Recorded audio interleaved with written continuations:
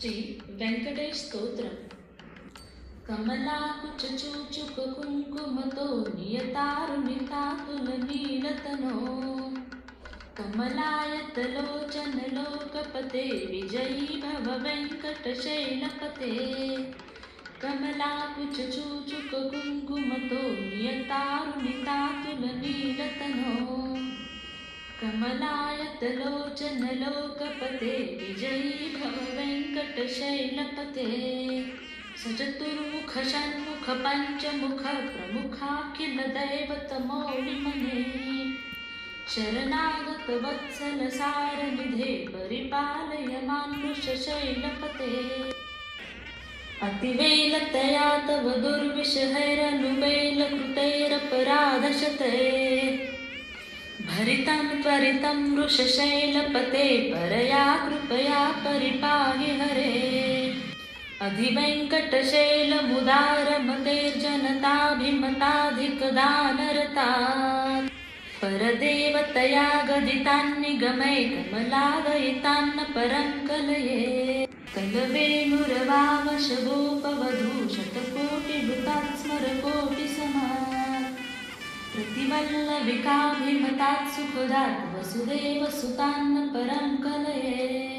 अभिराम गुणाकर दाशरथे जगदेक धनुर्धर धीरमते रघुनायक राम रमेश विभो वरदो भवदेव दया जलधे.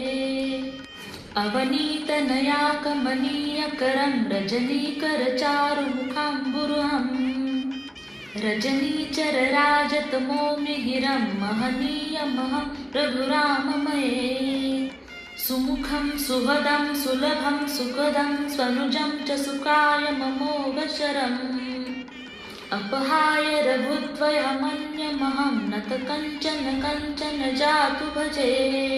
विना वेङ्कटेश न नाथो न नाथः सदा वेङ्कटेश स्मरामि स्मरामि. हरे वेङ्कटेश प्रसीद प्रसीद प्रियं वेङ्कटेश प्रयच्छ प्रयच्छ.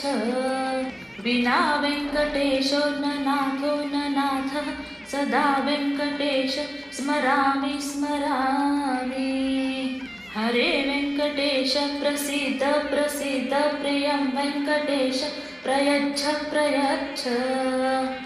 अहं दूरतस्ते पदाम्भोजयुग्मप्रणामेच्छयागत्य सेवां करोमि. सकृत्य सेवया नित्यसेवा फलं त्वं प्रयच्छ प्रयच्छ प्रभो वेङ्कटेश. अज्ञानिना मया दोषान् अशेषान् वितान् हरे क्षमस्व त्वं शेषशैलशिखामणे.